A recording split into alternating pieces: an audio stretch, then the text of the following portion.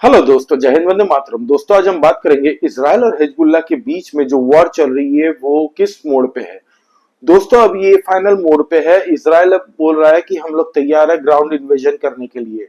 आज पूरे दिन में दोस्तों 40 से ज्यादा रॉकेट प्रोजेक्टाइल्स मारे गए इजराइल के ऊपर में हिजबुल्लाह की तरफ से, जिसमें 35 से ज्यादा हिजबुल्लाह के मिसाइल्स को आयरन डोम की मदद से न्यूट्रलाइज कर दिया गया है। और बाकी जो 5 मिसाइल जो इजराइल के धरती पे गिरे हैं उसमें कहा जा रहा है कि अल शतीत जो है, एटलीट अल शतीत, वहां पे एक एमिनिशन डिपो था इजराइल का, वहां पे वो गिरा है जिससे भीषण आग लगी है।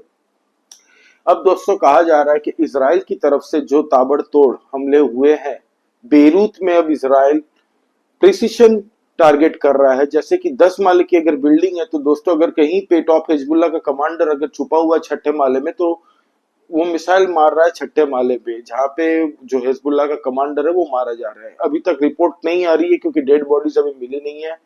आज जितनी भी फायरिंग हुई है, कहा यह जा रहा है कि अभी 60 से 70 लोग आज की डेट में मारे जा चुके हैं, लेकिन अभी तक गिनती ऑफिशियल आई नहीं है हिजबुल्लाह की तरफ से।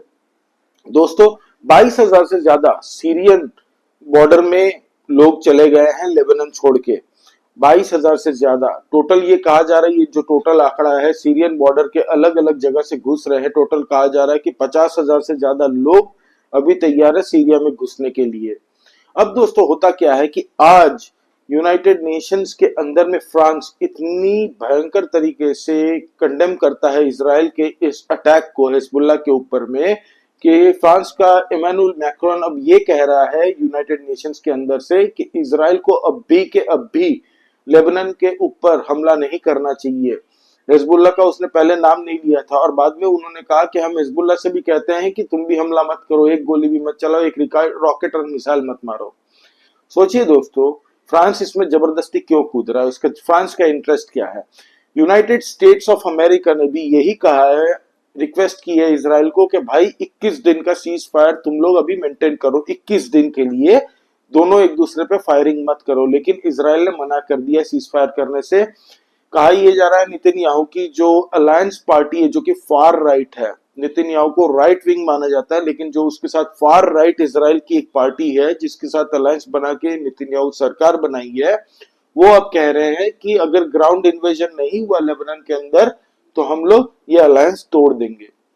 अब सोचिए, नेतन्याहू ने इसको कह दिया कि भाई हम लोग सीज फायर नहीं करेंगे, क्योंकि अब मेन खेल स्टार्ट होता है। दोस्तों अब क्या खेल है, अब वहां पे जैसे ही इजरायली आर्मी ने कह दिया रेडियो के माध्यम से और चिट्ठियां उसमें ड्रॉप की है हवा में, कि ये कहा है वहां के लोकल लोगों को कि आप लोग ये एरिया छोड़ के निकल जाइए, तो वो लोग निकल गए। अब खोज खोज के ढूंढ ढूंढ के दोस्तों इनके जितने भी लॉन्चिंग पैड्स हैं, रॉकेट लॉन्चिंग पैड्स, इन सब को इजराइल ताबड़तोड़ तरीके से हमला करके नेस्तो नाबूद कर रहा है। इसमें हो क्या रहा है दोस्तों कि इजराइल के इस हमले के बाद में ईरान के जो खमीनी है वहां से वो एक्स प्लेटफॉर्म पे ट्वीट किए जा रहा है और कह रहा है ये तो हिजबुल्लाह की जीत है। अभी आप सोच रहे होंगे कि अमेरिका और फ्रांस क्यों इतना प्रेशर कर रहा है इजराइल को कि भाई आप अभी सीज फायर कर लीजिए।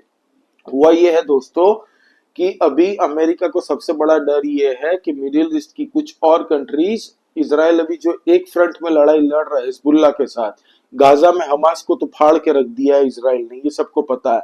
लेकिन अब जो हिजबुल्लाह के साथ वॉर है, ये अगर एक फ्रंट में है, दो फ्रंट से अगर कहीं से वॉर हो जाती है शुरू इजराइल के ऊपर, तो इजराइल क्या सक्षम है? इसीलिए अमेरिका और फ्रांस अभी मना कर रहे हैं। आज हुआ ये है दोस्तों कि लेबनान के अंदर में एक फ्रेंच महिला थी जो वहां पे वेकेशन मनाने जाती थी, तो उनकी मौत हो गई है। तो इसके लिए भी इजराइल को जिम्मेदार ठहराया जा रहा है।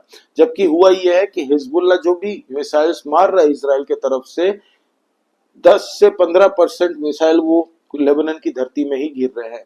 मैं आपको बताऊं क्या हुआ है वहां पे। आपको पता है इंडियन आर्मी के 600 जवान हमारे यूनाइटेड नेशन की पीस कीपिंग फोर्स में गोलन हाइट्स में उनकी ड्यूटी लगाई। आप सोचिए, जबकि सबको जैसे यूएस की फोर्सेस हुई, इंडोनेशिया की फोर्सेस हुई, अलग अलग देश की फोर्सेस को अलग अलग यूनिट दिया जाता है कि आप इस जगह पे इस आप ड्यूटी कीजिए। इंडियन आर्मी को ही क्यों गोलन हाइट्स दिया गया? आपको पता है दोस्तों, कहा यह जाता है यूनाइटेड नेशंस की तरफ से कि गोलन हाइट्स जो एरिया है वो सीरिया और लेबनान का है, इजराइल ने उसको जबरदस्ती का कंट्रोल करके रखा है अपने अंदर।